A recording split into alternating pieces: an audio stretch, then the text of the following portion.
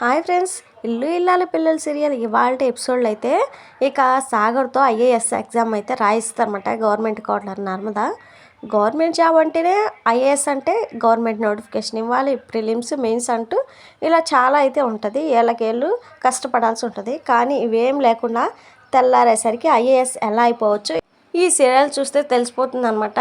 అసలు ఇవాళ ఎపిసోడ్లో ఏం జరిగిందంటే, ప్రేమకు వచ్చిన కొరియర్ని శ్రీవల్లి అయితే ఓపెన్ చేసి చూస్తా కదా, అందులో ఇక 1 వీక్ అని చెప్పేసి రాసి అయితే ఉంటుంది. ఇక బొక్కేని చూసి ఇక డౌట్ పడుతూ ఉంటుంది అనమాట. ప్రేమ వచ్చి కొరియర్ తీసుకొని గదిలోకి వెళ్ళగానే ఇక కావాలనే శ్రీవల్లి అయితే డౌట్ఫుల్గా చూస్తూ ఉంటుంది అనమాట. ఇక ప్రేమ అయితే ఎందుకు వచ్చావు వెళ్ళు అని చెప్పేసి బయటకి అయితే పంపించేస్తే వెళ్ళు వెళ్ళు అని చెప్పేసి బయటకు తరిమేస్తూ ఉండగానే డౌటే లేదు, ఏదో పెద్ద మ్యాటరే ఉంది, దాన్ని ఎలాగైనా సరే కనిపెట్టాలి, వదిలిపెట్టే సమస్య లేదని చెప్పేసి శ్రీవల్లి అయితే అనుకుంటుంది అనమాట.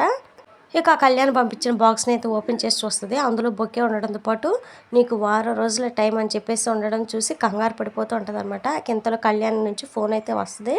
ఇక ప్రేమ అయితే ఏంట్రా నన్ను బెదిరిస్తున్నావు, నువ్వు బెదిరిస్తే భయపడిపోతానని అనుకున్నావు అని చెప్పేసి అంటూ ఉండగానే ఎందుకు భయపడవు చూస్తానని చెప్పేసి వార్నింగ్ అయితే ఇస్తూ ఉంటాడు అనమాట కళ్యాణ్.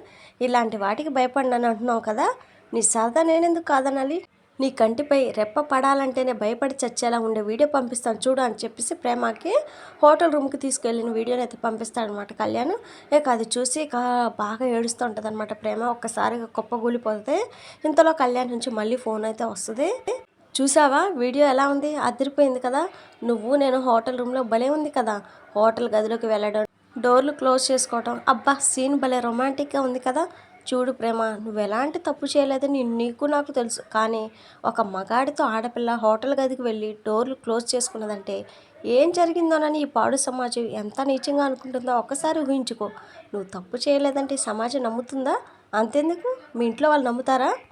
అప్పుడు నీ పెళ్ళి నీ కాపురం ఏమైపోతాయో ఊహించుకో. నీకు ఒక్క వారం మాత్రమే టైం ఇస్తున్నా, ఈ వారంలోపు నీ అంతటి నువ్వే నా దగ్గరకు రావాలి, నాకు సొంతం కావాలి అని చెప్పేసి అనగానే పిచ్చి పిచ్చిగా వాగితే చంపేస్తా అని చెప్పేసి ప్రేమ అనగానే నువ్వు ఇలాగే వాగి టైం వేస్ట్ చేసుకో, నేను నా పని ముగించేస్తా, వారం తర్వాత నీ పరిస్థితి ఎలా ఉంటుందో నీ ఊహకే వదిలేస్తాను అని చెప్పేసి ఫోన్ కట్ చేస్తాడనమాట. ఇక ప్రేమ అయితే బాగా ఏడుస్తూ ఉంటుంది. అసలు తెల్లవార్లు కూడా కంటి మీద కునుకు లేకుండా అలా ఏడుస్తూనే ఉంటుంది అనమాట. ఎంతలో ధీరజ్ అయితే వస్తాడు. ఇక ధీరజ్ వచ్చినా కానీ ప్రేమ మదర్ అసలు పట్టించుకోకుండా అలా బాధపడుతూ ఉండగానే ఇక ధీరజ్ అయితే చూస్తాడనమాట. ఏమైంది ప్రేమ అని చెప్పేసి అడుగుతాడు, కానీ తను మాత్రం ఏడుస్తుంది కానీ అసలు విషయం అయితే చెప్పదనమాట. నువ్వు ఇంట్లో ఉంటే ఇలాగే ఉంటావు, బయటికి వెళ్దాం పదా అని చెప్పేసి ప్రేమ తీసుకొని బయటికి అయితే వెళ్తాడనమాట ధీరజ్. ఇక ధీరజ్ అయితే ప్రేమ ప్రవర్తన చూసి దీనికి ఏమైనా దెయ్యం పట్టిందో ఏమో అని చెప్పేసి ఒక పక్కీ దగ్గరికి అయితే తీసుకెళ్ళి పొగ అయితే వేస్తాడనమాట.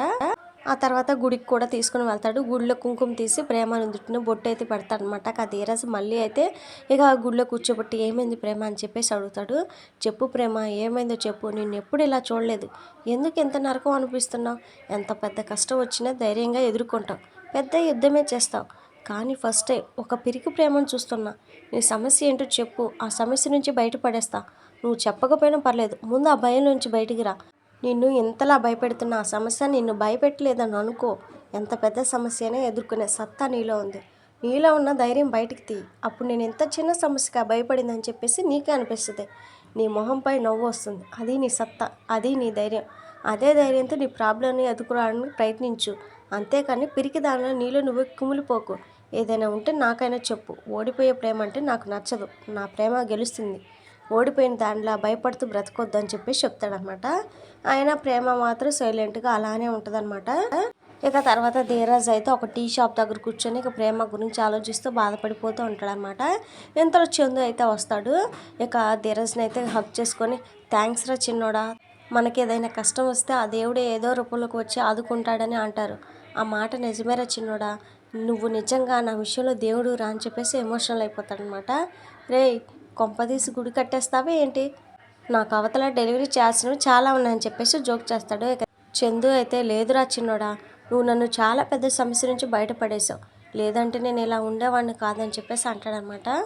మా అన్నయ్య కష్టంలో ఉండి నేను చూస్తూ ఊరుకుంటానా, తమ్ముడిగా నేను ఉండి ఏం ప్రయోజనంరా, అంత డబ్బు నీకెందుకురా అని చాలాసార్లు అడిగాను, నువ్వే చెప్పలేదు, కానీ ఇలాంటి మిస్టేక్ మళ్ళీ చేయకురా, నువ్వు చిన్న చిన్న విషయాలు తట్టుకోలేవు, నువ్వు చాలా సెన్సిటివ్ అని చెప్పేసి అంటాడనమాట.